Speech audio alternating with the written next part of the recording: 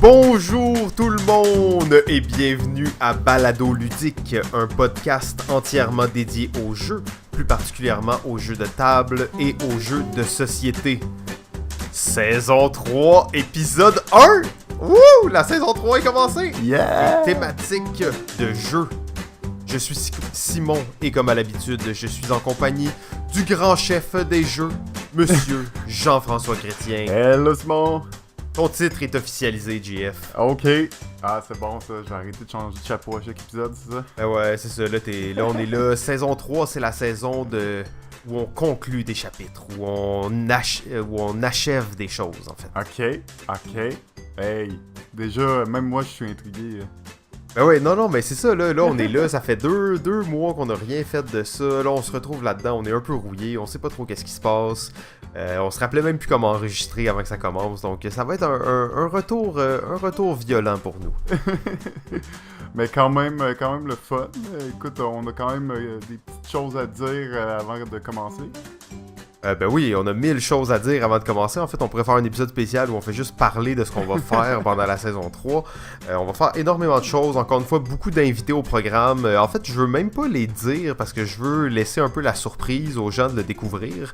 Mais il y a pas mal de surprises au niveau des invités. Là, on a déjà pratiquement toute notre liste complète. Donc, il y a quand même des gens vraiment intéressants qui vont venir. Quoique ceux qu'on a eu la dernière saison étaient super. Mais c'est vraiment étonnant de voir qu'il y a beaucoup de gens qui veulent venir. Puis c'est excitant de voir ça. Ouais, absolument. Écoute, ben, on va pas dévoiler le punch pour l'instant. Je pense qu'on va le dire au fur et à mesure, mais je pense qu'on peut commencer avec quelques petites nouvelles. Ben oui, absolument. On peut y aller. En fait, j'en ai une petite avant de commencer, parce que là, tu sais, on s'est emballé, c'est le début de la saison 3, tout ça. Mais là... Tabarnak! Quoi? On va sûrement biper ça, en tout cas, j'espère. Ouais, non, mais c'est sérieux, là. Pendant nos vacances, en fait, on était tranquille en République dominicaine, à se faire griller au soleil, à se reposer de notre effort. Qu'est-ce qui se passe? On reçoit une lettre anonyme. Une lettre anonyme disant en allemand que j'ai kidnappé Jimmy. Donc, la personne nous envoie une lettre en allemand en nous disant qu'elle a kidnappé Jimmy.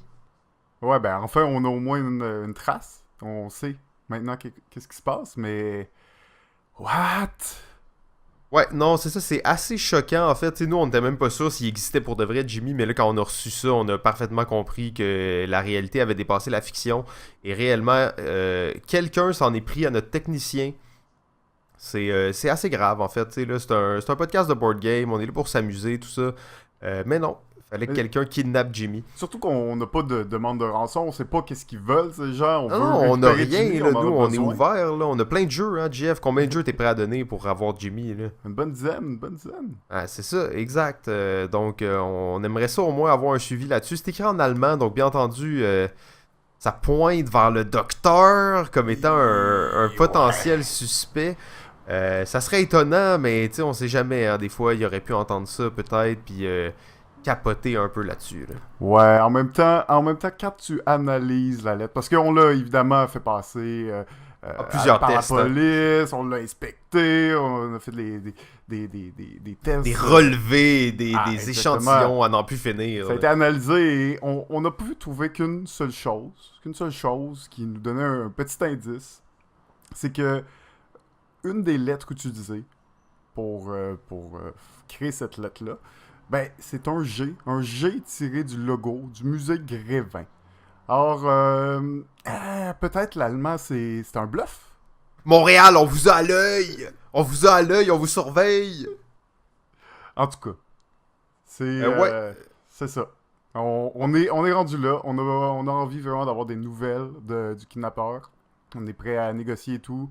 Arrêtez de faire appel à la police, inquiétez-vous pas, faites juste nous contacter et on va arranger ça. Là. Absolument, mais tu sais comme on dit dans le milieu, hein, the show must go on! C'est la saison 3 qui commence! Youhou! Ok, alors saison 3, on a décidé aussi une autre chose. On n'arrêtait pas de parler de la durée des épisodes. Est-ce que les épisodes devraient être plus courts? Est-ce qu'on devrait faire 2 parties? Est-ce qu'ils devraient être plus longs? Et là, JF, tu m'as étonné dans ta réponse parce que t'as dit fuck it, fuck it. Les épisodes, ils dureront bien le temps qu'ils dureront. Les gens, ils l'écouteront quand ils veulent. Ok, alors c'était une perche tout à fait bien tendue pour moi. Alors peut-être que cet épisode-là va durer 3 heures, c'est à voir. Mais on va quand même essayer de rester raisonnable malgré tout. Ben oui, exactement. Mais on s'est dit, pourquoi se compliquer la vie à faire des épisodes doubles et tout ça? Ça complique notre formule. On veut juste, tu sais, prendre ce temps d'antenne-là un peu et parler de ce qu'on veut. Des fois, ça va durer 1 heure, des fois, ça va durer 2. C'est sûr qu'on va quand même essayer de pas trop dépasser, de pas faire des épisodes de 5 heures, on s'entend. Mais on va se calmer un peu là-dessus. Mais sans Jimmy, ça va être difficile. On vous a à l'œil! Ok, ben en fait, on est maintenant dans le segment d'introduction, d'actualité. Qu'est-ce qui s'est passé de bon durant tes vacances, Jeff? T'as sûrement joué à un jeu ou deux? Oui, absolument. En fait, Simon, peut-être je sais qu'on est très rouillé, mais on n'a pas encore dit c'était quoi l'épisode. De quoi on parle aujourd'hui? Ah, de quoi on parle? Ben oui, je l'ai dit rapidement au début, mais on parle des thématiques de jeu, en fait, qui est un sujet qu'on a dans notre liste de sujets depuis le tout début, en fait. Longtemps, et ben, les thématiques de jeu, qu'est-ce qu'on va dire là-dessus? Ben, on va faire un peu l'inventaire de plusieurs thématiques, en fait, des thématiques fortes qui sont récurrentes, mais peut-être aussi de quelques-unes qui sont plutôt obscures. Oui, ben ouais, c'est ça, c'est un sujet cool, hein, les thématiques de jeu. On sait, t'achètes une boîte parce que la thématique t'intéresse la plupart du temps quand tu connais pas le jeu. Donc c'est super important pour les jeux. Et nous, on est plus des gars de mécanique, donc on s'est dit, ok, on va se rabaisser à parler un peu de thématiques. Faut bien le faire, hein, c'est ça, faut bien le faire. Ben ouais, c'est ça, on n'a pas le choix.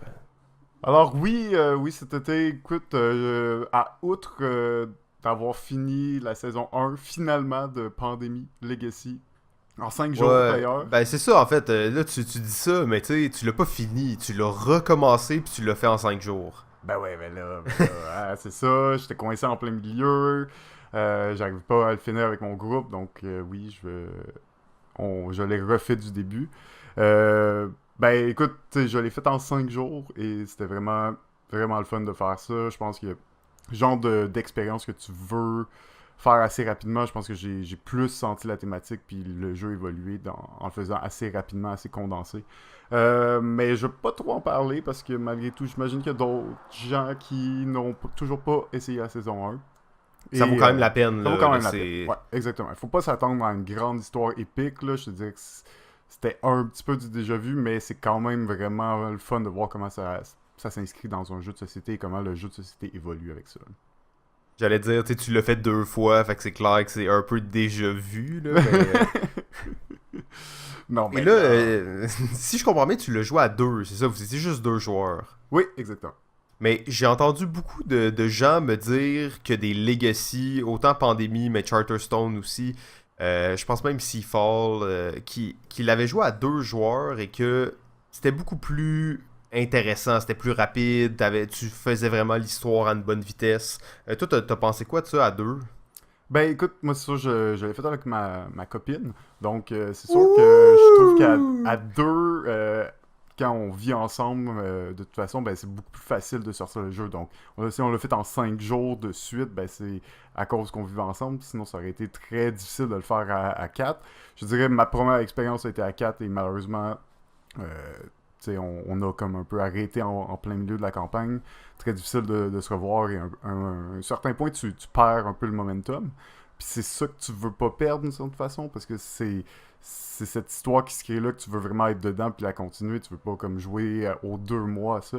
Donc, moi, je pense aussi, je trouve que Pandémie à 2, c'est vraiment plus rapide puis tu joues plus souvent. Je trouve que c'est pas nécessairement plus difficile, même si t'as peut-être un peu moins de pouvoir. Fait que je trouve qu'il est super bien balancé puis qu'il se joue super bien. Puis oui, ça m'a un peu convaincu que les Legacy, je risque de les faire plus souvent à 2 qu'à 3 ou 4. Là. Ouais, c'est ça, à moins qu'on déménage tout ensemble pour se faire des Legacy. Là. Ça me semble être une technique efficace. Bon plan. En plus, c'était dans le temps où on habitait ensemble, on a déjà habité ensemble, mais on jouait pas vraiment à des jeux de société à ce moment-là.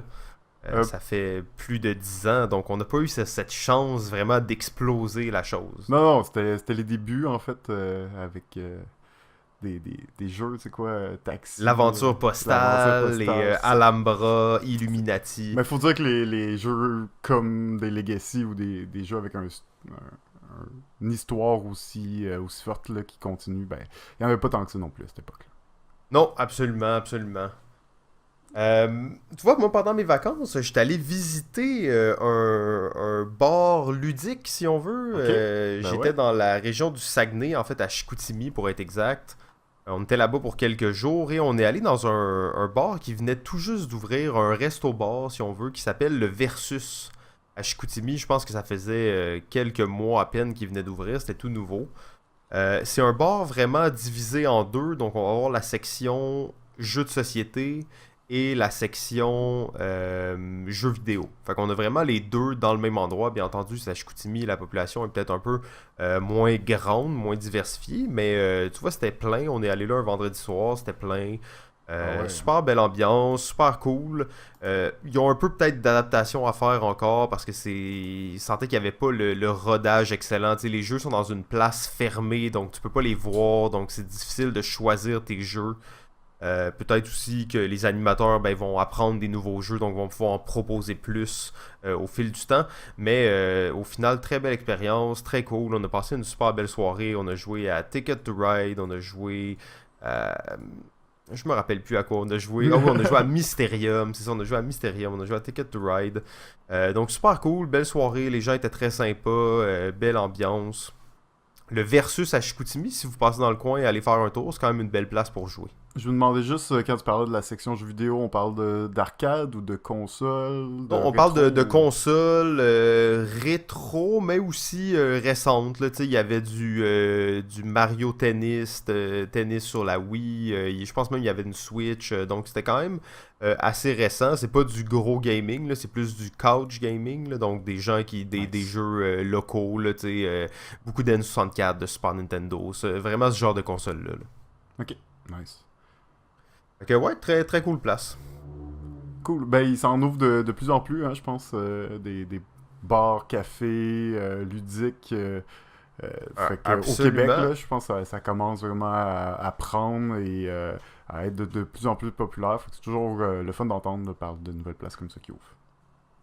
Ouais, non, c'est clair. C'est vraiment cool, en fait. D'ailleurs, j'arrête pas de voir dans Facebook qu'il y en a deux, trois nouvelles places qui sont en train d'ouvrir dans la région de Montréal. Donc, j'ai très hâte d'aller visiter ça. Ouais, absolument. On va essayer d'ailleurs peut-être d'aller en visiter un ou deux là, durant la saison 3 pour peut-être aller rencontrer un invité là-bas. On sait pas encore. Mais si vous avez des lieux à suggérer qu'on n'est pas allé encore, envoyez-nous ça. Ça va nous faire plaisir d'aller explorer les repères des joueurs. Sinon, ben oui, j'ai essayé beaucoup de jeux. Je pense pas qu'on va parler de tout ça aujourd'hui. Peut-être un autre jeu que ça faisait longtemps que je voulais essayer, que je connaissais un peu la legacy et l'histoire derrière ça, mais que j'avais jamais vraiment ni essayé comme jeu, mais ni vu la série, parce que je parle bien du jeu Firefly, euh, Ouh. qui est un jeu quand même de 2012, basé là, sur la série là, qui a eu lieu 10 ans avant. Euh, donc, c'est un jeu vraiment très thématique, vraiment un jeu d'exploration aussi. Pour ceux qui connaissent la série, on a peut-être l'impression que c'est un jeu coop, mais non, c'est vraiment un jeu de confrontation, un peu un genre de jeu d'aventure. Et ben, évidemment, comme dans la série, on va avoir des missions à réaliser. On va avoir, ça va être principalement là, une mécanique de pick-up and delivery, de se rendre à une planète pour aller livrer la marchandise à l'autre planète. Mais c'est un jeu vraiment très thématique. Tu sens qu'ils sont bien inspirés là, de la série.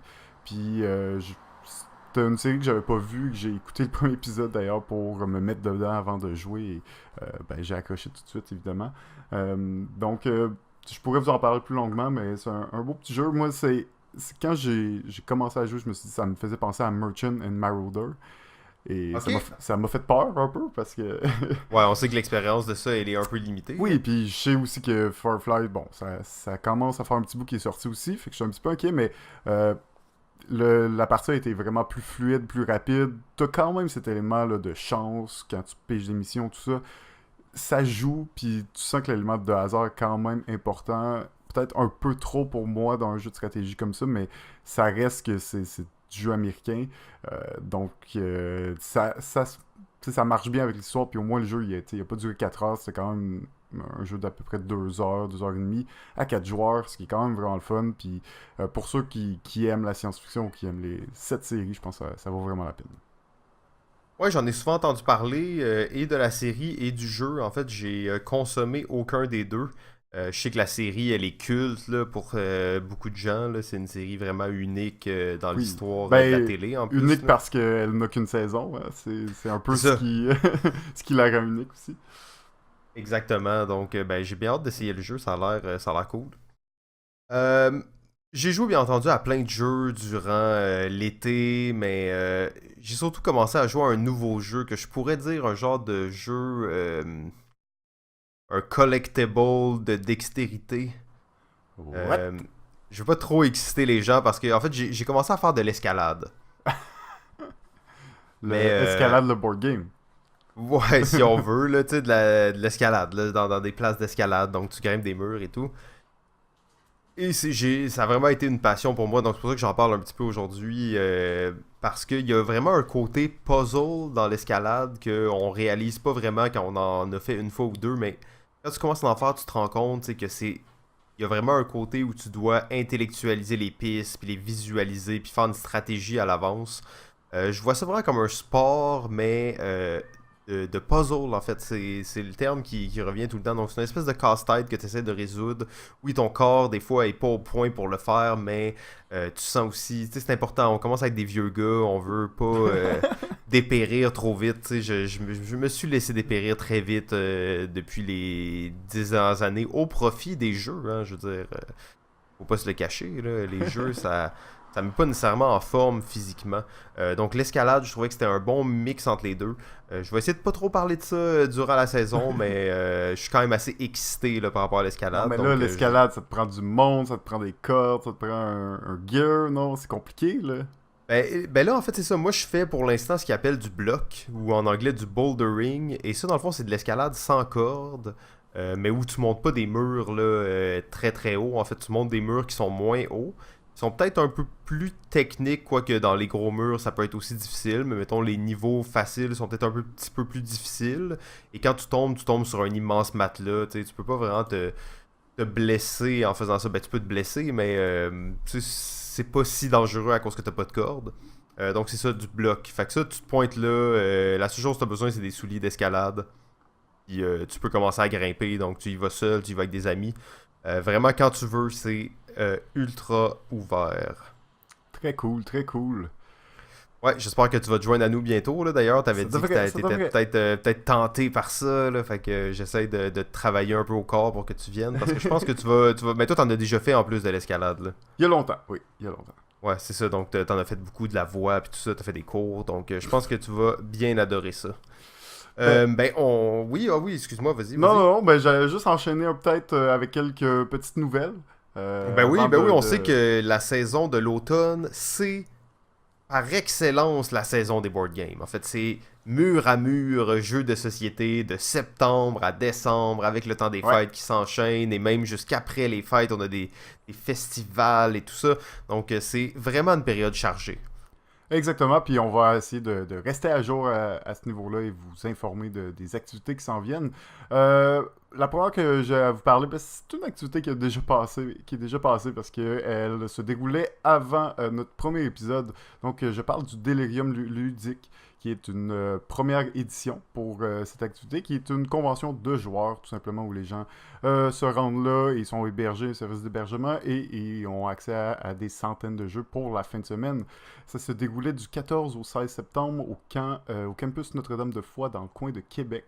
Et ben, j'en parle vite comme ça. On n'a pas eu la chance malheureusement d'y aller, mais je voulais quand même le mentionner parce que c'est une nouvelle. Ben, c'est la première édition, puis je pense que ça va être. C'est organisé par Jeff Savoie et Nathalie Gagnon, qui sont des gens très impliqués dans le milieu du jeu de société. Donc, je pense que ça va être une édition qui va revenir. Bien hâte d'y aller là, l'année prochaine. Et est-ce que tu sais si ça l'a bien été, si c'était un bel événement? J'ai pas eu beaucoup de nouvelles encore, mais on aura peut-être un collaborateur qui viendra nous en parler. Oh, des surprises! Magnifique! Ok, ben j'imagine qu'il y a quand même d'autres événements là, qui sont pas encore passés puis qu'on va pouvoir, les gens vont pouvoir aller assister. Là. Ben, il y en a plein, il y en a plein. En fait, l'autre nouvelle que je veux vous dire, c'est que présentement, sur le site Kickstarter, il y a le jeu Archipirata de la petite compagnie Picto Édition, qu'on va recevoir d'ailleurs prochainement à Balado Ludique. Donc, c'est une campagne qui a lieu présentement.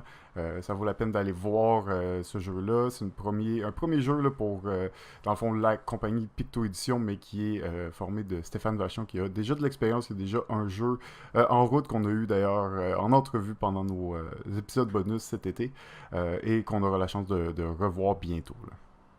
Ouais, très cool. Hein. En fait, j'ai bien hâte de les rencontrer avec Julien aussi, qui est quelqu'un que j'apprécie beaucoup. Donc, je pense que ça va être excitant de les rencontrer puis de pouvoir parler un peu de ce jeu-là avec eux. Là. Ça fait quand même longtemps qu'ils travaillent là-dessus. Ouais, exactement, exactement. Puis parler un peu de l'expérience, alors, première vraie expérience de Kickstarter, puis tout ce que ça implique. Là. Donc, pour ceux qui s'intéressent au sociofinancement et comment ça fonctionne, ça serait un épisode à ne pas manquer.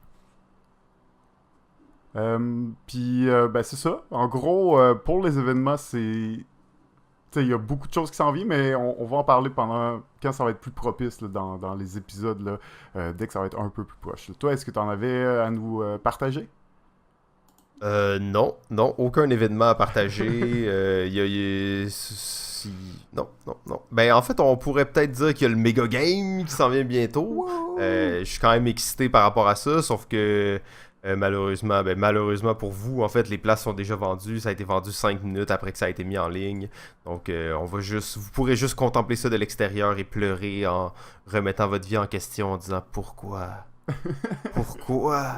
je ne me suis pas inscrit au Mega Game. Et pour la première fois, on va jouer les aliens! Oh oui, les aliens. Oh, shit. Et là, je peux pas trop en parler. On peut pas trop en parler, bien entendu, en ondes. Hein. Il y a des gens qui écoutent ça qui pourraient vouloir écouter ça pour avoir un peu de nos stratégies. Qu'est-ce qu'on va faire en tant qu'alien. Mais on a bien hâte de vous raconter ça. On a plein de plans excitants pour les aliens. Donc ça va être très cool. Ça va être quand même une première aussi où on n'aura pas accès à la bombe nucléaire. Du moins. Pas à ce qu'on sache. Non, peut-être que les aliens en ont une, c'est ça. Donc déjà, ça enlève tout le stress des autres pays de se dire « Ah! » on a une réputation, puis malheureusement, ça va peut-être être dur, mais sachez que si on a la chance, on va le faire. Si on peut en trouver une, ok, on va écrire à des humains en début de partie, on va leur dire « On vous échange la bombe nucléaire contre qu'est-ce qu'ils veulent. Hein? On est des extraterrestres, on a sûrement accès à plein de technologies qu'eux, ils n'ont pas. » Bombe nucléaire contre une technologie de votre choix, ça me semble très respectable. Bon plan. En fait, c'est vraiment un bon plan, on va peut-être le faire.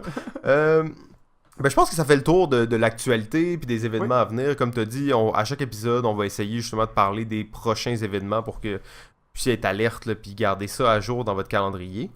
Là, on arrive en fait à un tout nouveau segment, donc déjà une surprise.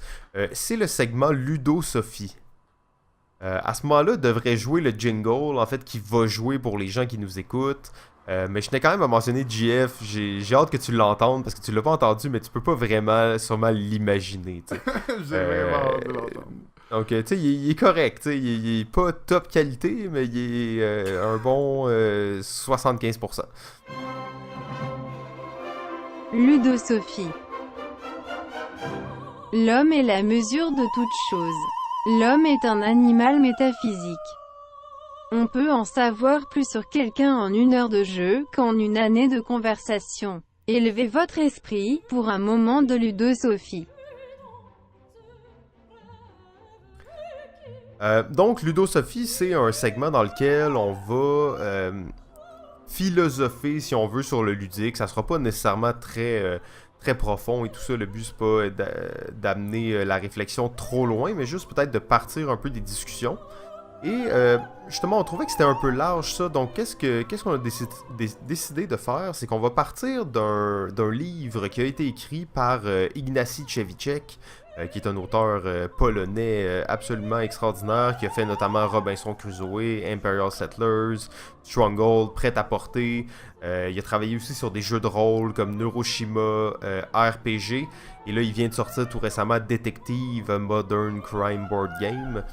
Donc un auteur très cool. Et il a écrit un livre qui s'appelle Board Game That Tells Stories. Board Game That Tells Stories, alors les jeux qui racontent des histoires. Et en fait, ce livre-là, c'est vraiment juste des petits... en fait, je crois que c'est des extraits de son blog qui sont peut-être retravaillés. C'est des chroniques, des petits articles sur des sujets extrêmement variés du monde du jeu. Alors ça peut être très personnel, comme ça peut être très sur l'industrie, comme ça peut être sur le design du jeu. Des fois c'est vraiment court, des fois c'est vraiment plus profond. Donc moi j'ai lu le livre, en fait il y en a deux en réalité, là, c'est Board Game That Tells Story 1 et 2. Donc j'ai lu les deux et j'ai identifié certains articles qui étaient particulièrement intéressants là-dedans. Qu'est-ce que je vais faire, c'est que je vais en faire un résumé d'un article parfois par Ludosophie. Et ensuite, avec JF, on va échanger un peu sur le sujet. Des fois, on n'aura pas grand-chose à dire. Et des fois, on aura un peu plus à dire que ça. Donc, Jeff, ça te convient pour ce nouveau segment? Absolument, je viens hâte. Cool. Fait que je vais résumer le sujet du jour, mais n'hésite pas à m'interrompre n'importe quand pendant que je le lis, si tu as des commentaires ou des choses comme ça. Il n'y a pas de problème là-dessus. C'est un segment très ouvert. Parfait. Alors là, on commence avec du lourd parce que c'est un des gros articles. En fait, c'est un article en 3 parties qu'il a écrit dans le volume 1. Et je vais traduire le titre librement, en fait. Vous êtes en train de designer un jeu. Vous avez besoin de Vladosh Vatil dans votre groupe de testeurs. Donc Vladosh Vatil, on sait qu'il a fait notamment Codename, mais qu'il a fait aussi des jeux comme Dungeon Pet, Dungeon Lord, ce genre de jeu-là. Donc ça va comme suit, en fait c'est souvent parlé au jeu, donc Ignacy raconte l'histoire, que la République tchèque c'est vraiment proche de la Pologne, et qu'il y a un de ses amis qui lui dit « Ah, il y a une convention en République tchèque, c'est 3 heures de route d'ici, c'est vraiment cool. » Là il est comme « Ok, c'est bon », il pogne sa femme, il pogne sa fille, et il décide d'aller à la convention, et en fait surtout à ce moment-là, il faut savoir qu'il est en train de designer le jeu Robinson Crusoe. Qu'on pourrait dire qu'il est vraiment son chant du cygne, peut-être pas son dernier jeu bien entendu, mais vraiment son chef-d'œuvre jusqu'à maintenant, qui est comme son plus gros jeu. Donc il arrive à la convention, tout ça, et il commence à tester Robinson avec des nouveaux joueurs. Au moment où Vladosh Vatil entre dans la pièce, et là ils sont comme « Oh, on s'apprête à tester ça, ça t'intéresse-tu? » Vlada dit « Ok, oui, c'est bon, il embarque. » Et bon, JF, tu connais Robinson, tu sais comment ça peut être... Ça peut être violent, en fait. Hein? Donc là, la game était difficile. Les joueurs se sont fait blesser rapidement. Parce que quand tu te fais blesser, tu perds tes skills de joueur. Donc là, ils sont rendus au 4e tour. Là, Vlada, il est comme, ok, c'est sûr qu'on se fait péter. On est mort, on devrait même plus jouer. Là, tu sais, comme Ignacy est comme, non, arrêtez de vous plaindre, continuez à jouer, tu sais, essayez de gagner, là, tu sais. Finalement, au 6e tour, ils sont morts. Puis Vlada, ben, il avait raison. Hein, bien entendu, ils se sont fait buter. Bon, Ignacy est pas satisfait. Il leur dit « You should have tried harder ». Donc, il est comme vraiment, tu sais, il les pousse. Et là, Vlada lui dit « Non, c'est à cause que le jeu, il est construit pauvrement. Poorly constructed. On n'avait aucune chance. Ça marche pas. Cette mécanique-là, c'est mauvais. Si tu te fais wounded et qu'en même temps, tu perds tes skills, c'est comme si tu avais un double hit. » Donc, c'est pas une bonne mécanique parce que le joueur est doublement pénalisé. T'sais. Là, on s'entend, on parle d'un proto de Robinson. Ça l'a sûrement changé depuis ce temps-là. Bon, là, Ignacy, il part dans un délire où il dit non, c'est comme dans le film Die Hard, il faut que les gens ils soient vraiment. Ils poussent leurs limites, puis tout ça. Genre, tu sais, comme tu te fais frapper, tu te relèves, t'es plus fort qu'avant, tu sais. Là, Vlada, il fait juste dire, tu sais, Ignacy, c'est pas un film, là, c'est un board game. Donc, ouais, c'est ça, il est vraiment... Il ramène vraiment à la réalité. Il dit, mets l'histoire de côté, et là, focus sur le problème, tu te rends compte, et là, il revient, c'est un double hit, c'est une double pénalité, ça marche pas. Donc, tu sais, c'est pas correct. Bon, là, j'accélère un peu l'histoire, mais tu sais, Ignacy, il est pas satisfait, il est full mal. Il dit, ok, c'est bon, là, il s'en va se coucher, il dort pas bien. Et finalement, ils s'en vont de la convention le lendemain, et il dit à sa femme, ok, toi, tu conduis. Lui, il était dans le char derrière, puis il faisait juste essayer de réparer son jeu qui avait été détruit, tu sais. Il est allé là-bas pour présenter son chef-d'œuvre, puis il revient avec un jeu qui est détruit, en fait, qui est en 1000 morceaux. il est fru, tu sais, puis genre, il dit sa petite fille, elle chantait dans l'auto, puis lui, il était comme, câlisse. Puis là, il travaillait, genre, tu sais, il essayait de l'arranger, tu sais. Et là, c'est là qu'il en vient justement à repenser toute sa mécanique et à créer, pour ceux qui connaissent dans Robinson, la mécanique du moral. Donc, quand un joueur est blessé, le moral de toute l'équipe baisse.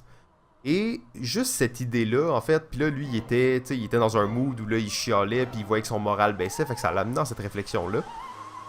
Et, en fait, donc, ce simple test-là avec cette personne-là, donc qui est un designer vraiment excellent, lui a fait comprendre que dans le fond, il y avait des moyens de créer l'expérience sans nécessairement détruire, dans le fond, sans nécessairement détruire les joueurs. T'sais. Donc, ils peuvent être accablés sur une île déserte, être mal, être à la recherche de vivre, puis rien accomplir d'extraordinaire, mais quand même en gardant le jeu balancé. Donc ça, je trouvais ça vraiment intéressant comme histoire par rapport à comment est-ce que les bons commentaires des testeurs peuvent amener vraiment un jeu à un autre niveau. Et un autre mini-truc que Vlada a aussi fait, donc qui rentre vraiment dans la même série d'articles pour Robinson, c'est que dans Robinson, il y a un deck de cartes, donc qui sont les cartes événements, et qui sont juste des événements négatifs.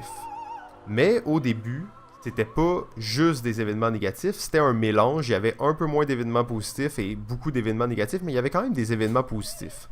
Et encore là, Vlada a dit non, ça marche pas, tu peux pas le faire comme ça, il faut que tu contrôles ton jeu. Il faut que tu contrôles l'outcome de ton jeu. Il dit oui, au niveau des mathématiques, ta théorie elle tient, tu vas avoir selon ton ratio, tu vas avoir 2 bonnes cartes, 3 mauvaises cartes par partie. Mais en pratique, ça se peut très bien que tu aies 5 mauvaises cartes et 5 bonnes cartes d'une partie à l'autre. Donc ça rend ça vraiment difficile de contrôler ton jeu. Il dit là maintenant c'est une montagne russe, des fois ça va être vraiment facile, des fois ça va être vraiment difficile. Donc ça finit avec la conclusion, tu sais, que les designers de jeux doivent avoir le courage de jeter à la poubelle leurs idées et de recommencer from scratch. Et, dans le monde du design de jeux, il n'y a pas de pitié pour tes idées qui, malheureusement, ne sont pas au service d'une mécanique qui fonctionne bien, tu sais. Ouais, et d'ailleurs, dans le fond, il a remplacé toutes les cartes par des cartes négatives. C'est ça, pour régler exactement, le problème, exactement. C'est une façon vraiment de contrôler. Tu sais que ce deck-là, puis en plus, tu contrôles un peu l'émotion du joueur parce que le joueur a pas un espoir qu'il y ait peut-être une carte positive. Il sait que quand il a pigé ça, c'est négatif. Donc, c'est ça. Je pense que c'est un bon contrôle. Je trouvais ça drôle parce que c'est quand même typique d'un créateur de jeu d'être un peu borné, d'essayer de convaincre les joueurs que son jeu est bon. Alors oui, absolument. Alors qu'ils sont en train de leur dire pourquoi il est pas bon, puis au lieu d'écouter ces raisons-là, d'essayer de le convaincre, mais au moins il a eu le courage de passer outre, puis de retravailler ça, puis de justement aller régler les problèmes qui avaient été mentionnés. Parce que en effet, là, des fois c'est difficile, des fois c'est ton bébé, t'as l'idée de truc, puis tu l'as travaillé tellement longtemps que des fois même des petits changements comme ça peut te fatiguer, mais s'il avait pas fait ces changements-là, ce gars-là serait peut-être pas connu comme un créateur de jeu aujourd'hui, t'sais. Ben en fait, tu sais, c'est pas pour rien que c'est un des plus grands designers de jeux, c'est parce qu'il sait s'entourer des bonnes personnes, puis je vous rappelle le titre de cet article, c'est vous êtes en train de designer un jeu, t'es mieux d'avoir Vlada Chvátil dans ton groupe de testeurs. Ouais, mais on n'habite pas tous en Pologne, par exemple.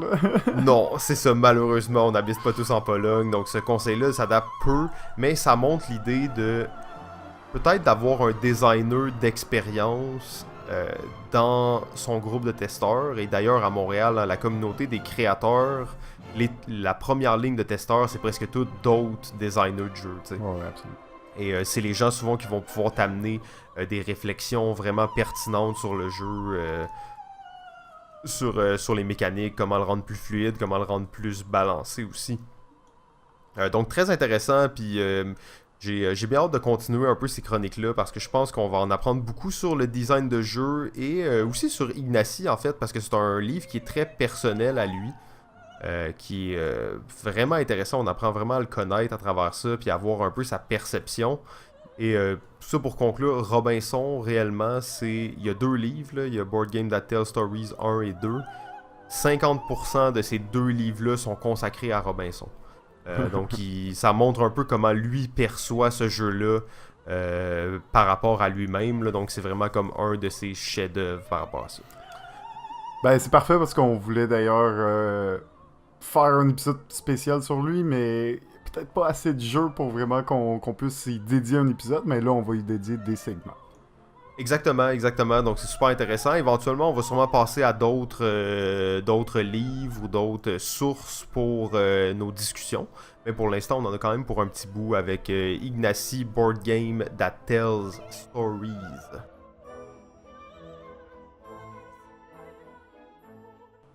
Ok, on est rendu dans les mentions honorables. Enfin. Oh, les mentions honorables, les mentions honorables. Les mentions honorables des thématiques de jeu. Exactement, enfin notre sujet principal. Oh oui, ça fait juste 41 minutes qu'on a commencé, donc on devrait être correct. Ben oui, ben oui. Ben écoute, dans le fond, il y a des thématiques de jeu, c'est un peu infini. Hein? Tu sais, tu peux avoir une thématique sur les fourmis, comme tu peux avoir des thématiques plus classiques sur des vaisseaux spatials. Évidemment, il y a des thématiques qui rentrent dans d'autres thématiques, et c'est par une de celles-là que je voulais commencer, et c'est la thématique des racing games. Oh, très large. C'est très large, mais en même temps, c'est un peu une sous-thématique à la thématique de sport, parce que Oui. quand même considérer que la course, c'est un sport, la course automobile, la course de vélo. Mais c'est une des thématiques les plus fortes dans le sport, et c'est une thématique qui est vraiment intéressante, parce que dans le fond, un jeu, en réalité, c'est toujours une course. C'est une course au point de victoire, c'est une course à la victoire. Eh bien, cette thématique-là rend vraiment ce que c'est un jeu de société. Donc, il y a un peu toutes sortes de jeux de course, comme je disais, des jeux de vélo, mais des jeux de Formule 1, il y en a énormément. Il y a des jeux de course de chevaux aussi. Donc, ça reste une thématique quand même large, mais ce qui restreint aux vraies thématiques de qu'est-ce que sont les sports de course dans la vie. Absolument, puis tu parles de course, mais je pense rapidement comme ça à Eldorado. Qui est un... On s'entend que la thématique, c'est un jeu, oui, c'est une thématique, mettons, Inca ou, mythologique un peu sud-américaine, mais au final, c'est aussi une thématique de course.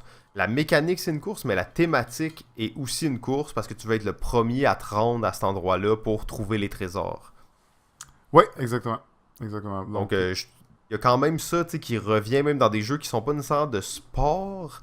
Même à un certain point, Expedition Northwest Passage, c'est pas une course, mais il y a un aspect de course qui est thématique dedans où tu veux être le premier à aller de l'autre côté pour aller secourir, dans le fond, les gens, la personne, en fait. Donc, c'est quand même... et de revenir aussi. Hein. Et de revenir, ben oui, c'est ça. Donc, c'est un aller-retour. Ouais, bon choix, en fait. Racing, je pense que c'est une très, très belle catégorie. Je vais continuer en fait avec une thématique vraiment, vous serez pas surpris de voir qu'elle n'est pas dans notre top 5, mais c'est les trucs de science-fiction.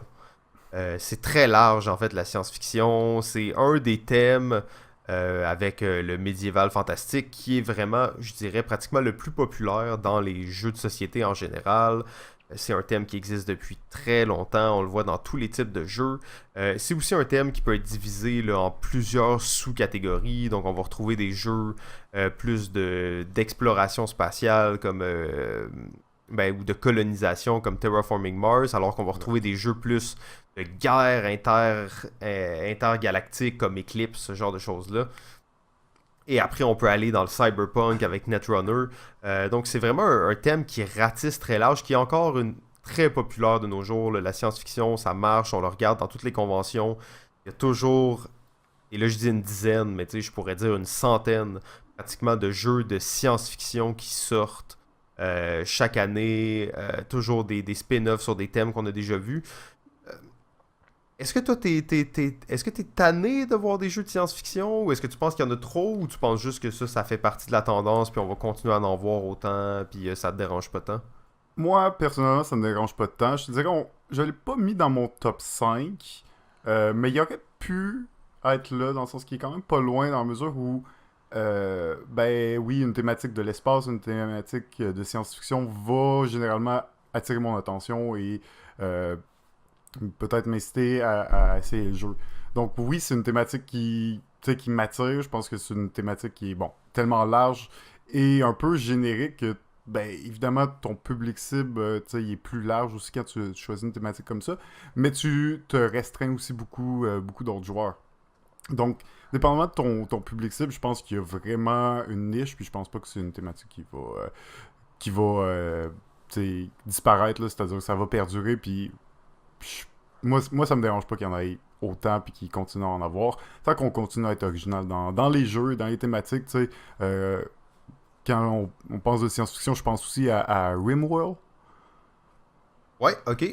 Ben, tu sais, qui est un jeu plutôt euro, qui a une thématique science-fiction, mais au bout du compte, tu sais, c'est un jeu assez original et particulier que ça marche bien, là, quand même, là, tu sais. Donc, c'est tellement large, la science-fiction, que tu peux adapter ça à un jeu très euro, même si la thématique est plus ou moins là, mais que ça va quand même te donner le feeling, donc aucun problème avec ça.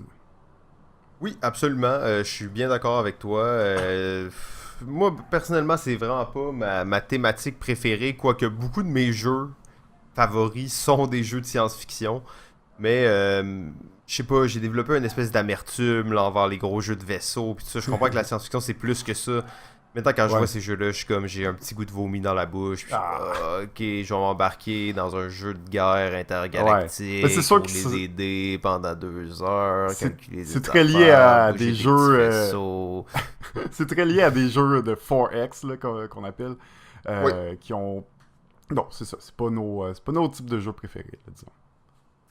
Non, absolument, mais bon, tu sais, j'avais quand même une autre thématique qui était presque ça, mais qui était Space Exploration, qu'on pourrait facilement rentrer dans science-fiction. Je mettrais là-dedans, même si c'est surtout de la colonisation, mais tu sais, je mettrais Terraforming Mars là-dedans, qui est un thème de Space Colonization, en fait, qui est excellent, là, puis qui... Ouais, puis Mais ça. c'est presque de la science, hein, tu sais, c'est presque de la science. Là. C'est comme High Frontier, est-ce que c'est vraiment de la science-fiction ou c'est juste de la science, mais du futur? Ah ouais, lui, t'es à la limite. Hein. Ouais, c'est ça, exact. Donc, c'est à revoir, en fait. Alors, peut-être quelques petites dernières thématiques là, avant de tomber dans le top 5. Ben écoute, c'est sûr que moi, les thématiques de transport, ça m'attire bizarrement. Mais je vais y aller peut-être plus spécifiquement pour celle des trains. Parce que oui, dans les transports, c'est beaucoup thématique des trains qui est plutôt populaire ou qui a été le plus popularisé. On peut penser à des jeux comme Steam ou comme Empire Builder ou tu sais, en fait des jeux de train, ben, évidemment Ticket to Ride. C'est un peu une thématique assez... c'est très lié à des mécaniques, hein. On s'entend que ça risque d'impliquer du pick-up and delivery, du déplacement, tout ça. Mais c'est une thématique qui est très forte, que moi j'aime beaucoup. J'aime toujours ça, voir des nouveaux jeux de train et les essayer. Toujours intéressant. D'ailleurs, jeu de train, mais aussi dans la petite parenthèse de Transportation, on sait que les jeux de container, j'aime ça. J'aime ça qu'il y ait des containers dedans. Oui. Puis d'ailleurs, ben, le jeu Container est ressorti, finalement. T'as vu ça passer? J'ai pas vu ça passer. Le jeu Ben, Container est maintenant disponible. Absolument, c'est ressorti cette année. J'ai vu ça passer là, vite, les nouveaux composants, tout ça. Les rumeurs disaient que c'était un jeu un peu maudit là, qui allait avoir de la Jamais être difficulté. réédité. Là. Ouais, exactement, à cause de problèmes de droits d'auteur. Ben écoute, c'est réglé, je sais pas qu'est-ce qui s'est passé, on va investiguer un peu, mais clairement, ce jeu vaut la peine de l'essayer. Oh, ben là, je suis emballé parce que ça, c'est un jeu que j'avais adoré, mais que j'ai trop pas eu la chance de côtoyer. Donc, j'ai vraiment hâte là, de voir ça. Bon, ensuite, peut-être une thématique, je sais pas, j'y vais avec les mentions honorables, mais en réalité, moi, j'y vais surtout avec celles qui sont d'envergure. Mais effectivement, juste revenir peut-être un peu sur les trains, c'est fou comment quelque chose d'aussi spécifique ratisse large dans le monde du jeu, en fait. Il y a énormément de jeux de train, comme tu l'as dit, et il l'a pour énormément de niveaux de joueurs aussi. Donc, on va partir de Ticket to Ride jusqu'à les séries 18XX, là, qui sont des jeux de train vraiment complexes et élaborés, avec toute la gamme en dessous. Donc, c'est assez impressionnant. Je vais y aller ensuite avec justement une autre, peut-être, catégorie thématique, en fait, qui est assez bizarre, mais qui est vraiment populaire dans le monde du jeu de société. Et c'est les jeux de ferme. Les jeux en anglais, c'est farming, mais en français, ça pourrait être comme les jeux de ferme, les jeux de champs, d'agriculture, de bétail, de créer de la bouffe, si on veut, de faire pousser de la nourriture ou d'élever des animaux. C'est une thématique qui est là. On s'entend qu'Agricola, c'est un jeu monstre dans cette catégorie-là qui a sûrement lancé une très grande tendance. Et l'auteur, User Rosenberg, aussi. Ben oui, c'est ça, exactement. Donc, on sait que la plupart de ces jeux sont des jeux peut-être de farming ou de harvesting de nourriture. Mais après ça, on peut retrouver énormément de jeux qui rentrent dans ce courant-là. Beaucoup des jeux euro, bien entendu, où il y a ça. Mais après, on peut aller même, si on pousse le thème de la nourriture un peu plus loin, on va jusqu'à des jeux qui sont Kitchen Rush, donc des jeux vraiment complètement déjantés, real-time, tout ça. Donc, un thème assez large, mais pour quelque chose de spécifique, si on veut, là. Est-ce que tu te dis, la nourriture, ça c'est vraiment un sujet de jeu de société vraiment tendance, mais en réalité, oui, ça l'est. Il y a énormément de jeux qui traitent de ce sujet-là. Ouais, des jeux plutôt gamers en plus, là. Oui, c'est ça, pas des jeux pour enfants, là, ou des trucs comme ça, des trucs qui te demandent de penser, puis de compter tes cochons, puis de savoir s'ils vont bien s'accoupler, puis de savoir si tes champs vont être corrects. Comme il y a quelque chose là-dedans qui est très mécanique aussi. Hein. On sent que c'est une thématique à laquelle on peut facilement appliquer différentes mécaniques. Là. Ouais, absolument. Peut-être un petit dernier pour toi, JF, ou on peut y aller juste en nommer quelques-uns en rafale qu'on aime bien. Oui, aussi. ok, c'est bon, vas-y. Pirate. Oh, pirate! Il n'y a pas assez de bons jeux de pirates, même s'il y a vraiment beaucoup de jeux de pirates. Ouais, exact. J'ai hâte d'essayer Archie Pirata, d'ailleurs, grâce à... Oui. Peut-être que c'est le jeu qui va faire mentir cette thématique. Moi, je vais y aller avec casino et gambling, particulièrement Lords of Vegas, Las Vegas, donc tous des jeux de casino et de gambling. C'est toujours excitant dans le jeu quand c'est comme méta, parce que tu roules des dés pour gagner de l'argent dans le jeu, mais comme et surtout, tu roules des dés... Et surtout que tu joues pas avec l'argent pour vrai, donc... c'est toujours mieux. Ouais, c'est ça, quand tu peux perdre 10 000 dans un pari on the side, t'es moins triste que si c'est un vrai 10 000 $. Hein. Oui, une autre thématique que j'aime beaucoup, c'est la thématique de movie, de films, télé, radio. Pas nécessairement beaucoup de jeux dans cette thématique-là, mais c'est une thématique le fun, je trouve, qui est original. D'ailleurs, un des jeux du Docteur, que j'oublie le nom... me rappeler. Oui, en fait, j'ai un blanc de mémoire au moment où tu m'en parles. C'est le jeu d'enchères Dream Factory. Dream Factory, exactement. Qui était probablement le premier, pas le seul, mais pratiquement un des seuls jeux dans cette thématique-là que j'ai pu essayer, qui est bien, mais qui n'était pas incroyable non plus, mais qui fait bien le travail. Mais sinon, le jeu de Network aussi, qui est assez intéressant. Le Network, qui est pas pire. Ouais, dans cette thématique-là, mais peut-être une thématique à plus explorer dans le futur. Ouais, je mettrais là-dedans aussi peut-être la catégorie théâtre. Donc, on pourrait aller chercher des jeux comme Shakespeare ou des jeux comme Show Manager, en fait, où tu organisais un genre de spectacle de Broadway, qui était quand même assez cool, en fait, comme jeu. Pas nécessairement exceptionnel, mais c'est vrai que c'est une thématique à exploiter parce que c'est une thématique quand même simple, que tout le monde connaît, mais qui n'est pas beaucoup utilisée. Ouais, exactement. Et je terminerai peut-être avec la catégorie que je déteste le plus, les jeux de zombies, en fait. Ah ouais! Les jeux de zombies, il y en a beaucoup trop. Les téléséries de zombies, il y en a beaucoup trop. Mais mettons qu'on va se limiter aux jeux.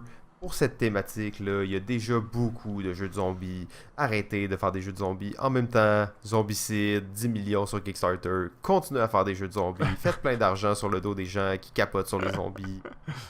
Mais je n'achèterai pas vos jeux. Bon. Ben, ça reste une thématique assez populaire, en effet, pas juste dans le jeu de société. Zombicide étant, ouais, exactement, le gros jeu dans cette thématique-là, mais il y en a plein d'autres. En effet, ce qui est un peu dommage, c'est qu'ils ont un peu tout le temps cette mécanique de miniature, de déplacement, tout ça, très calqué de Zombicide, mais bon, il y a quand même des trucs plus intéressants comme Dead of Winter, quand même. Ouais. Ouais, effectivement. Ok, Dead of Winter, c'est correct. Mais c'est pas vraiment un jeu de zombies, tu sais. C'est un vrai jeu de zombies, là. C'est pas un jeu où tu fais juste bâcher les zombies, c'est un jeu où tu dois survivre, là. Pour moi, Ouais, c'est c'est le ça. jeu, là. Sinon, je sais que le Scorpion masqué sort un jeu Zombie Kid ou quelque chose comme ça se peut-tu? Oui, Je pense que c'est pas sorti encore ou ça non, va ça sortir s'en vient. bientôt. Donc c'est quelque chose à surveiller aussi. Je suis quand même un grand fan du Québec, donc peut-être que je vais donner une chance d'essayer ce jeu-là si c'est bien apporté. Mais bon. Donc t'en as-tu une dernière GF à mentionner ou on passe directement à notre top 5? Ben, il y en aurait tellement à mentionner, hein, tu sais, Et on évidemment... n'a même pas fait le tiers Non, des mais catégories qu'on a listées. évidemment, on pouvait pas en parler de tous, hein. Mais tu sais, mettons une thématique de comic book qui est très populaire, évidemment qui est susceptible d'avoir euh, Des fans. des fans, mais des licences aussi, de Ah licences, oui. de grosses licences qui existent déjà. Des jeux d'aventure, des jeux de ninja, samouraï, des jeux de police et pompiers. J'aimerais ça avoir plus de ça. J'aimerais ça Ouais, avoir en plus. fait, un jeu de secouriste, là, tu sais, ça c'est mon rêve le plus fou, là, je veux dire, je rêve de ça, là, tu sais, tu vois, tu déplaces tes ambulances, tes camions de pompiers dans la ville, puis comme, je pense à ça vraiment Ouais, souvent, comme en un fait, là. opérateur du 911 là, où tu déploies tes Ouais, troupes, genre. exactement, Ah. même sur ordinateur et sur console, il y en a pas beaucoup de jeux comme ça. J'en ai vu quelques-uns, mais ça rate tout le temps un petit peu la cible, mais c'est une thématique qui pourrait être là, puis qui serait forte, là, en fait, ça marcherait bien, j'en suis convaincu, là. Ouais, exactement. Sinon, ben, on n'a pas parlé de jeux de combat qui est c'est un peu plus, mettons, on parle de combat, je parle pas juste des jeux de guerre, là, je parle de jeux plus à la Street Fighter. euh, pour parler d'un jeu Ouais. vidéo. Mais tu sais, des jeux vraiment plus de confrontation comme ça, thématique d'horreur aussi qu'on aurait pu parler, plus médiéval, fantastique, des jeux de western, steampunk. Il y en a, hein, il y en a tellement. Ouais, il y en a à l'infini, en fait. Puis là, ben, je pense qu'on en a nommé plein. Les gens, vous connaissez les grandes catégories de jeux. On est allé un peu aléatoirement là-dedans, mais je pense que vous voyez un peu le topo des mentions honorables. Je pense qu'on est prêt à passer maintenant au top 5. Ouais? Ah ouais, tout de suite, là? Oh, non, non, non, t'étais alerte, JF, t'étais alerte, j'étais pas prêt. On vous a dit la saison 3, c'est la saison où on finalise, où on achève des projets. Un projet qu'on avait parlé un peu comme ça et qui finalement s'est réalisé, c'était le tournoi de Ricochet Robot International. C'était vraiment cool. En fait, on s'est retrouvés, on était quoi, 20, 25 personnes en République dominicaine pendant nos vacances. Des Mm. gens sont venus d'un peu partout pour faire le tournoi. Bon, c'était quand même un gros tournoi, tout ça. Il y a quelques Ouais. gens qui se sont improvisés, là, tu sais, qui étaient là sur la piscine. Hey, je veux jouer, je veux jouer. Bon, ils se sont fait démolir assez vite parce que à Ricochet Robot, quand tu te pointes dans un tournoi, faut que tu sois prêt, tu sais. Ah ouais, ben surtout que ça a attiré vraiment beaucoup plus de monde qu'on pensait, hein. Ça a été une grande réussite, puis... Ouais, il y a des gens d'un peu partout qui sont venus, là. C'était vraiment, vraiment cool. Merci à tout le monde d'être venu pour Ouais. ça, là. Fait que dans le fond, nous, à chaque épisode, on va faire un petit résumé, partie par partie, du tournoi, pour arriver jusqu'à vous mentionner le vainqueur dans plusieurs épisodes. Absolument. Donc là, on va commencer avec le premier match du quart de finale. Donc, bien entendu, quart de finale, il y avait 4 matchs de 4 joueurs. Et 4 joueurs, 4 joueuses. Hein. Il y avait des gars, il y avait des filles. Et en fait, la personne qui avait le meilleur score à la fin de la partie passait en demi-finale pour un duel. Donc dans cette partie-là, la première partie, c'était assez cool. On avait le seul et unique ludologue du Québec, Sylvain A. Trottier. Et oui, vous pouvez l'imaginer, il portait des pantalons noirs puis une chemise noire sur le bord de la piscine. Donc c'était quand même pas pire. On a ensuite Arnaud Boulin, qui est un passionné de Ricochet Robot, en fait probablement un des meilleurs joueurs qu'on a eu la chance de voir durant le tournoi. Finalement, on avait, pas finalement, en fait en troisième, on avait aussi Professeur Pilule. Ouais. Et ouais, c'est ça. Ben lui, hein, c'est un de ces gars-là, là, en sandales, en bedaine, fait comme, il parle pas anglais, mais il fait comme, puis on l'a embarqué. Ouais, c'est ça. Ouais, exact. Et on avait en dernier Amy. Amy, bon, qui était quand même une fille assez remarquable, là, donc on s'entend qu'il y avait pas mal de gens qui étaient contents de la voir jouer. Donc cette partie-là, ça a été assez serré, je dirais. C'est sûr que, bon, Professeur Pilule a été largué, en fait, dès le début. Il y a eu un point, mais je suis même pas sûr comment il a fait pour l'avoir. Je pense qu'il a peut-être triché. C'était à la fin de la game, là, je pense que... ok, c'était fini, puis les gens étaient un peu brûlés, là, faut dire, à la fin, là, il faisait chaud, là, il y avait pas d'ombre, c'est en plein soleil, sur la plage, le sable, il brûlait, fait que, tu sais... Non, c'est clair, c'est clair. Il a pu en profiter, mais il a eu du fun. Il riait tout le long, il comprenait rien, mais il bougeait les trucs. C'était pas le fun. Ouais, non, c'était cool. Fait que ça a été une game très serrée. En fait, Amy a été très bonne. D'ailleurs, elle a fini à égalité avec Arnaud Boulin. Les deux avec 5 points. C'était très, très serré. En fait, à chaque coup, c'était 8, 4, 8, 2, 8... donc en tout cas c'était vraiment actif comme partie, donc très dynamique, mais finalement il y avait quelqu'un qui était trop fort pour la ligue, comme on dit. Absolument, absolument, il était là, toujours silencieux, mais toujours à avoir le dernier mot, donc avec 6 points, le fameux ludologue passe en demi-finale. Le seul et unique ludologue. Et oui, quand tu parlais de ça, je l'imaginais, tu sais, il y a sa main, hein, son index sur sa joue et son pouce sur l'autre. Ouais, les bras bien croisés, il parle pas. Les bras croisés, à côté, il regarde ça de son regard incisif. Il va pas dire un chiffre s'il est pour en trouver un plus bas après. T'sais, il dit toujours comme le plus bas. Dès que le ludologue dit un chiffre, tu sais qu'il a raison. Tu sais que ça existe pas en plus bas que ça. Donc, tu sais, non, exact. C'était un peu intimidant, là, faut dire, là, pour les autres joueurs, mais quand même, ça s'est joué de peu. Ouais, parce que malgré tout, il a quand même gagné seulement d'1 point. Donc c'était quand même assez serré, mais comme tu dis, c'est pas arrivé une fois dans la partie où quand il a calé son chiffre, il s'est fait reprendre. Donc c'est ça, peut-être qu'il a été affecté un peu par la chaleur, mais c'était très belle partie. Donc vraiment, en plus c'était la première partie, tout le monde était là, la foule était là. Je pense que c'était vraiment cool. Ouais, ben oui, exactement. Fait que ça, c'était le résumé de la première partie. Alors, dans les prochains épisodes, là, on va vous décrire là, un peu les autres matchs qui ont eu lieu. Là. Magnifique! Donc, nous sommes maintenant rendus au top 5! Top 5 des thématiques de jeu. Numéro 5. Alors, mon numéro 5 est les jeux d'industrie et de manufacture. Quand je pense à ces jeux-là, je pense à des jeux comme Terraforming Mars, Power Grid, Food Chain Magnet. Donc, ce sont des jeux très lourds au niveau de un peu des règles. Souvent, ce sont des gros jeux où nous allons devoir construire une industrie, produire des ressources et essayer de les vendre. Donc, il y a évidemment un paquet de jeux là, dans cette thématique-là.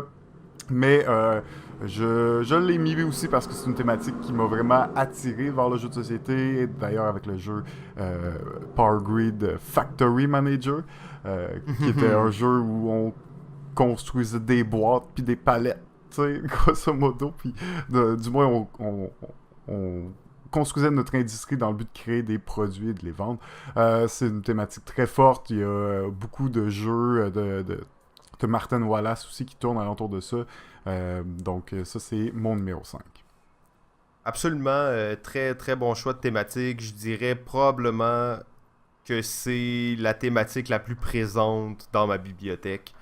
Elle n'est pas dans mon top, mais j'apprécie beaucoup cette thématique-là. Mon numéro 5, il s'agit de la thématique de cirque. What?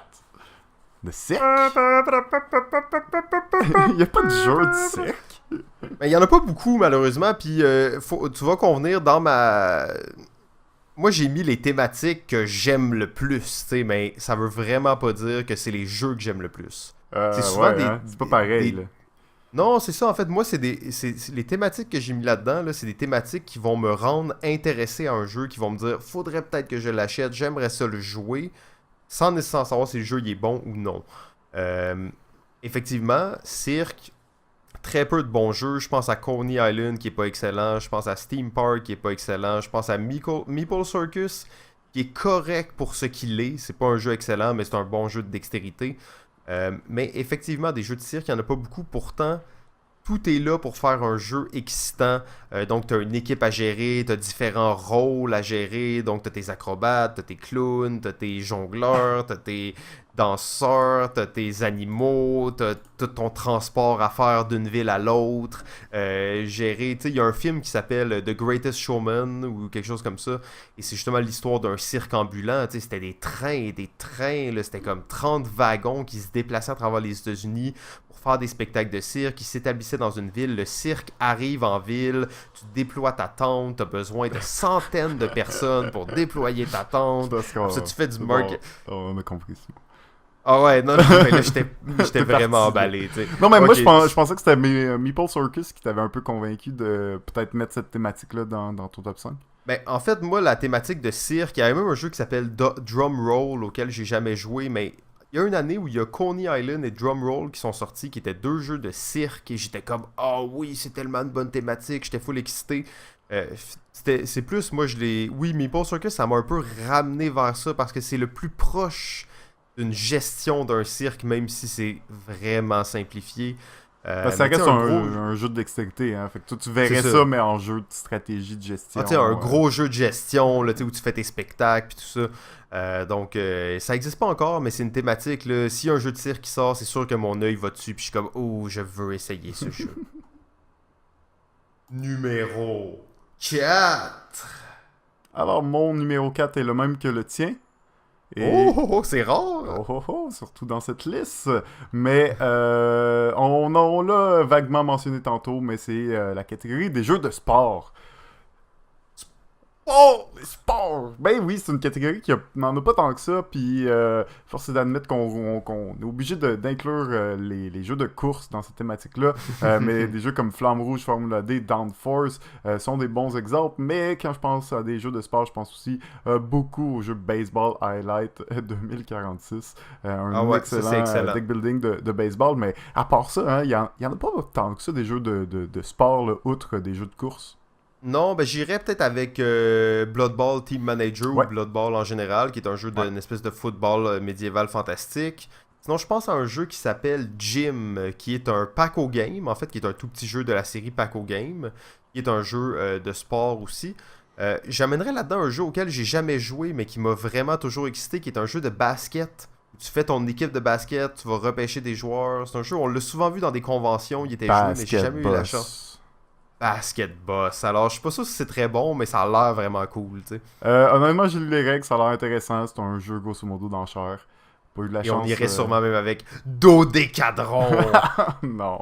Ça fait longtemps qu'on n'a pas parlé de Dodécadron, mais un jeu de italien, de genre hockey avec des hexagones, en tout cas.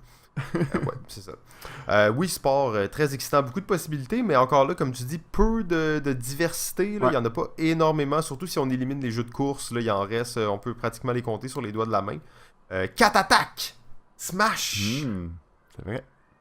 Mais effectivement, c'est pas la thématique la plus populaire. J'espère que ça va continuer de se développer parce que, ben, toi, tu l'as mis en 4e, moi aussi. C'est une thématique vraiment intéressante. Puis c'est une thématique de stats, hein, souvent. Donc, il y a des chiffres, il y a des personnages qui ont chacun leurs caractéristiques. Et ça, c'est qu'est-ce qui est vraiment excitant des jeux de sport. Ouais, mais pourtant, tu sais, Formula D, Flamme Rouge, c'est pas nécessairement des jeux comme ça. C'est-à-dire que c'est des jeux assez simples. Niveau mécanique, puis t'as pas tout cet aspect de gestion-là, mais reste des jeux assez très bons et très, très excitants, là. Ouais, puis tu sens toujours beaucoup la thématique aussi. Hein. Dans Flamme Rouge, là, t'as juste 2 personnages, mais t'as ton sprinter puis t'as ton runner. Ouais. Mais tu sens la différence entre les deux. Elle est marquée. Elle est forte. Et dans Formula D, en fait, tu prends juste un personnage au début de la partie, et ça change toute la game, là. Ouais, ben surtout, ouais, c'est ça. Quand tu joues avec toutes les règles, puis avec toutes les petites particularités, ouais, les stats de ta voiture peuvent grandement Oh non, non, influencer. mais même pas au-delà des stats, là, tu sais, que tu prennes Jack Owen ou Moko Ishito, ça va changer beaucoup de choses, là, dans ta personnalité de roulement, là. Ouais, absolument.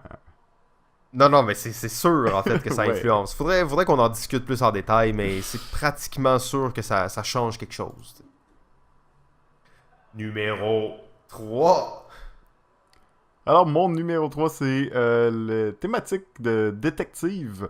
Ouh! Ben, des jeux, évidemment, tu sais, comme on a souvent mentionné, Sherlock Holmes, Détective Conseil ou Mysterium.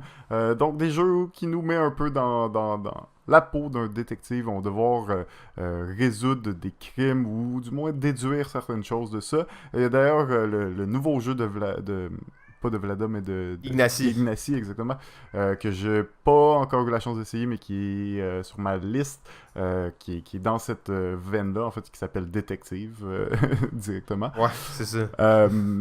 Donc, vraiment une belle thématique. Je pense, c'est des jeux, je pense que peut-être mon problème avec ça, c'est que c'est souvent des jeux à thématique Sherlock Holmes. En fait, Ouais. que ça en est presque une thématique en soi de faire un jeu Sherlock Holmes, parce que dès que c'est un jeu un peu comme Clue, un peu de déduction, Ça va être ça va Sherlock, être Sherlock, parce que ça va se vendre, parce que c'est le détective connu et populaire. C'est peut-être ça qui me fatigue un petit peu avec ça, mais tu peux voir qu'il y a quand même vraiment d'autres excellents jeux là, qui sortent dans cette thématique-là. C'est toujours vraiment excitant. Moi. C'est vraiment une thématique que j'aime beaucoup, qui est parmi les premiers jeux que j'ai achetés comme de conseil par cette espèce d'aspect immersif aussi de l'histoire qui est souvent inclus là, dans les jeux de détective. Ben, c'est une thématique que moi j'adore aussi, mais ce que je déplore dans cette thématique-là, c'est qu'il y a réellement 2 à 3 jeux de shit qui sortent chaque année sur cette thématique-là, qui mise vraiment sur le fait que c'est Sherlock, Sherlock 5 minutes, Sherlock chien, Sherlock chat, Sherlock je sais pas quoi, tu sais. Et c'est souvent tous des petits jeux de déduction et ça perd vraiment de sa qualité là, de déduction, puis de profondeur, puis de devoir vraiment réfléchir. À la limite, je mettrais plus d'exit que ces jeux-là dans les jeux de détective. T'sais. Ouais, c'est ça. C'est ça. Donc c'est un peu moi ce qui me refroidit des jeux de détective. Maintenant quand je les vois, je suis très sceptique parce que à chaque fois que j'en voyais un, je voulais vraiment y jouer. Et à part quelques exceptions, j'ai eu beaucoup de déceptions là, par rapport aux jeux de déduction. Mon numéro 3, il s'agit des jeux politiques, de politique. Ah ouais. Ça peut être de tout type de politique. Donc, on s'entend qu'à un certain point, j'inclus des jeux comme Diplomatie là-dedans. Mais j'inclus aussi des jeux comme 1969, 1967, Making of a President. 1969, en fait, j'ai un petit blanc. Mais peut-être aussi des jeux de politique comme Two Room and a Boom ou à la limite Backstab, de la politique de royaume. Donc c'est très large. D-Maker qui est un jeu de politique, encore là, excellent sur la politique. Donc c'est un jeu très large. C'est sûr que ça va beaucoup tourner autour des jeux de négociation, qui est plus une mécanique. Mais disons, l'aspect politique m'intéresse beaucoup. Je trouve que c'est une belle thématique pour des jeux. Ça s'applique bien à la réalité d'un jeu. Ouais. Il y a beaucoup de mécaniques intéressantes qui peuvent être créées à partir de cette thématique-là, en se basant justement sur la réalité. Là. Ouais, exactement. Puis surtout que chaque pays a un peu sa façon de faire. Puis tu sais, D-Maker est un exemple là, d'un jeu qui reprend bien la politique allemande. Fait que c'est vraiment intéressant de voir ça. En effet, c'est encore une thématique quand même qui en a pas tant que ça des jeux, mais qui aurait un potentiel. Là, tant qu'ils essayent pas de nous convertir à un parti politique particulier, ça va. Là. Numéro 2.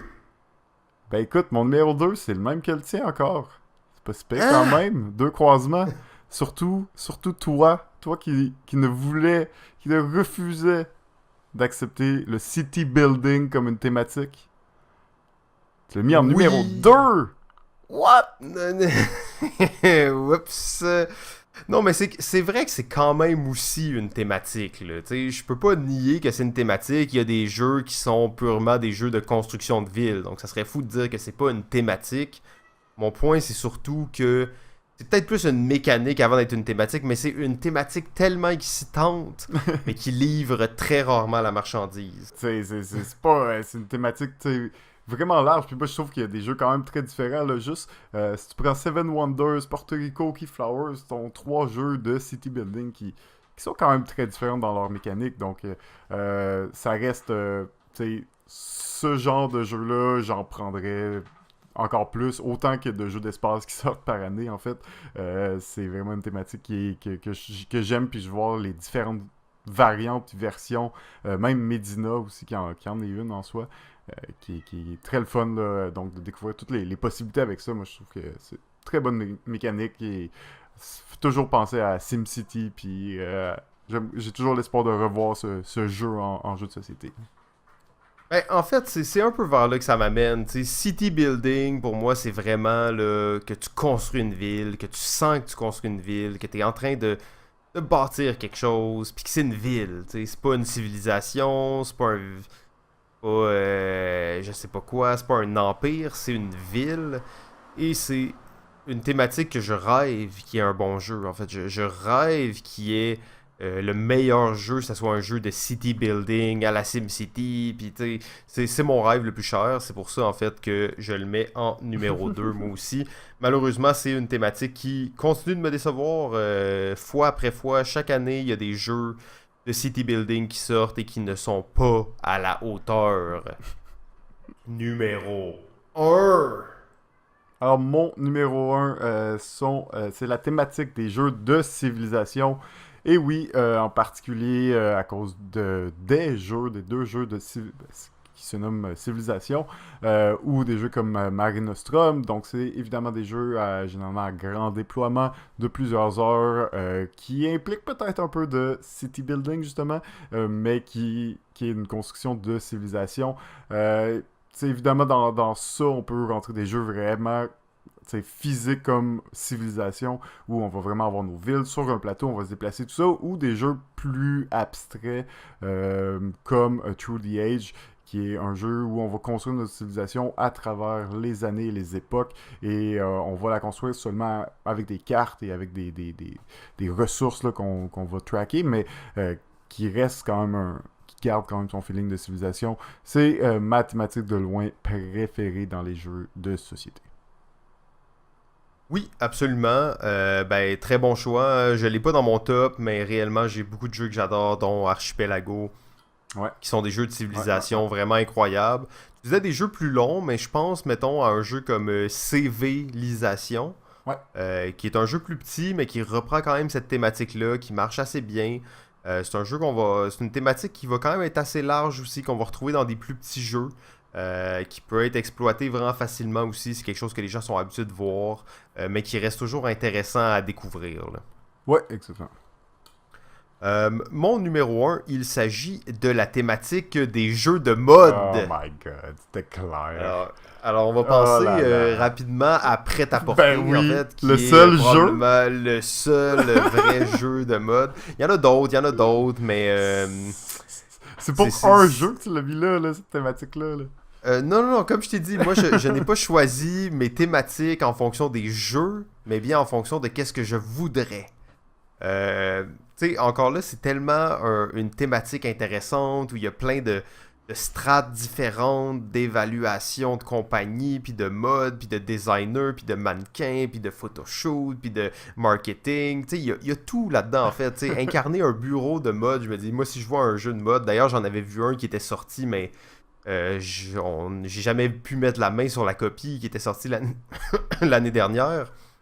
Mais c'est vraiment une thématique qui me fascine, en fait. Là. Je suis vraiment emballé à l'idée de jouer à des jeux de mode. Je me dis, c'est juste trop une bonne thématique, en fait. C'est tellement hors du commun. C'est tellement attrayant. C'est tellement glamour. C'est tellement hors de la boîte, en fait. Tout est là pour qu'il y ait du plaisir dans un jeu comme ça. Là. Ben oui, en effet. C'est sûr que c'est une thématique comme attrayante, surtout parce qu'il n'y en a pas beaucoup. Puis c'est quelque chose qu'on aimerait voir un peu plus. Ben, c'est ça, je dois avouer qu'en général, j'ai une attirance pour les jeux qui ont des thématiques non standards. Souvent, quand je vois une thématique que j'ai presque jamais vue, je vais être comme « Ah, c'est intéressant, ça, c'est quoi? » Donc, ça va vraiment me porter. Alors, quand je vois un jeu de science-fiction, qu'est-ce qui risque plus d'arriver? C'est que quand il va y avoir un buzz autour du jeu, je vais m'intéresser à ça. Mais c'est pas nécessairement de voir une boîte de science-fiction qui passe devant moi qui va me faire dire ok, il faut vraiment que je regarde c'est quoi. Alors que les thématiques plus rares, disons, ça va vraiment m'attirer. Puis je vais me dire ok, qu'est-ce qu'ils ont fait avec une thématique que t'es comme quoi? Ils ont fait un jeu de mode? Ouais, donc c'est ça en fait pour les thématiques. C'est vraiment intéressant de voir aussi comment il y en a énormément et comment elles se changent tout le temps un peu. Tu sais, on pense à un jeu comme Sight, qui est pas bon. Vous savez que l'amour qu'on a pour Sight est pas à son apogée. Ça reste que une des forces de Sight, c'est sa thématique. Même si elle n'est pas nécessairement rendue dans le jeu comme on voudrait, mais ils appellent ça du diesel punk. Et tu sais, ça c'est quelque chose que j'avais jamais entendu avant. Sûrement que ça existait le terme, mais tu sais, c'est quelque chose de très niche. Pourtant, tu prends ça et t'en fais un jeu autour de ça, c'est vraiment intéressant en fait. Ouais, exact. Puis je pense que ça fait partie du buzz à l'entour de ce jeu-là. C'est en plus d'avoir un jeu avec une mécanique très forte, ben t'as une thématique un peu off, hein, un peu comme jamais vu, un peu fucké. Ça ressemble à du steampunk, ça ressemble à de la science-fiction, mais c'est ni un ni l'autre vraiment. Donc c'est sûr que ça fait une grande différence. Puis en effet, on souhaite voir plus de thématiques originales, puis qui osent, là, des jeux qui osent avec leur thématique. Là, on aime ça. Absolument. Quand je pense d'ailleurs à des jeux qui osent, tu sais, je pense rapidement à Pandémie. Ouais, ben c'est vrai Qui que maintenant c'est tellement un jeu qu'on est habitué puis qui est connu, qui est rentré dans notre culture qu'on y pense pas, mais c'est un jeu de médecin là en réalité là, puis des jeux de médecin on n'en a ben, même pas parlé là parce que en réalité il y en a pas tant que ça non plus là. non, ça c'est un genre de jeu de scientifique, de médecin, mais c'est ça que c'est une thématique qui. C'est pas une trend, là, on s'entend, mais ce Non. jeu-là, pourtant, a percé, puis Ouais. a vraiment amené... En fait, cette thématique-là, maintenant, elle est rendue commune, mais seulement à travers toute la gamme des jeux de pandémie, tu sais. Ouais, c'est ça. Donc, c'est quand même intéressant de voir qu'est-ce qu'on peut faire avec une thématique. Euh, Même si nous, on est des gars plus mécaniques, il n'y a aucun doute sur le fait qu'une thématique va vraiment influencer le développement d'un jeu. Va influencer des mécaniques, va influencer une expérience. Et souvent, quand justement la thématique colle pas avec le jeu, on le sent, tu sais, que ça a comme été. Ça a été forcé un peu dessus. C'était peut-être pas la thématique originale pour le jeu, puis ça se ressent quand tu joues. Euh, Alors que souvent la thématique, ça va vraiment guider le designer dans certains choix qu'il va faire par rapport à certaines choses pour cadrer un peu plus avec la thématique. Avec la mécanique, en fait. Ouais, exactement, mais je pense que comme je suis plus un joueur de euro, je vais toujours préférer un jeu qui a une bonne mécanique avant une bonne thématique, tu sais. Et je vais préférer les jeux vraiment très stratégiques qui vont se coller à une mécanique plutôt qu'à une thématique puis qui va peut-être rendre le jeu plus chaotique ou plus hasardeux à cause de ça. Mais reste que la thématique, c'est important pour un jeu, c'est le cover, c'est la façade, c'est un peu des fois ton premier regard sur le jeu et si tu le vois en boutique et si tu le prends ou si tu le prends pas dans tes mains. Donc ça reste un facteur très très important et qui va, ben, comme tu dis, guider énormément l'expérience du joueur dans le jeu.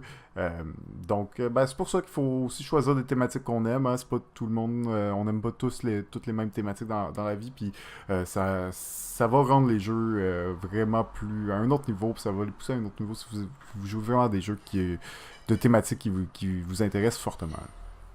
Absolument, ça va renforcer le côté immersif du jeu. On va plus Ouais. s'approprier un peu l'histoire qu'on est en train de créer.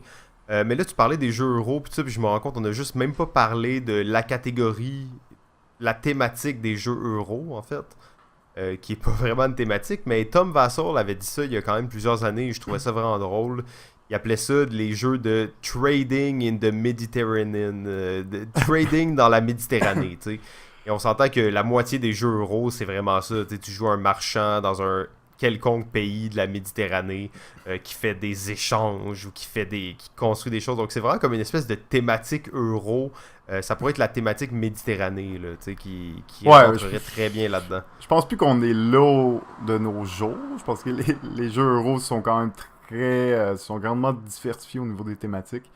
Mais en effet, puis c'est souvent parce que les jeux euros, ben, c'est pas la thématique qui prime, c'est les mécaniques, puis ensuite on va coller une thématique. Je sais pas pourquoi il y a eu cette tendance à faire ces jeux d'échange dans la Méditerranée, mais En effet, là, c'est un autocollant qu'on a souvent donné aux jeux euro, mais qui est peut-être un petit peu moins vrai maintenant. Là.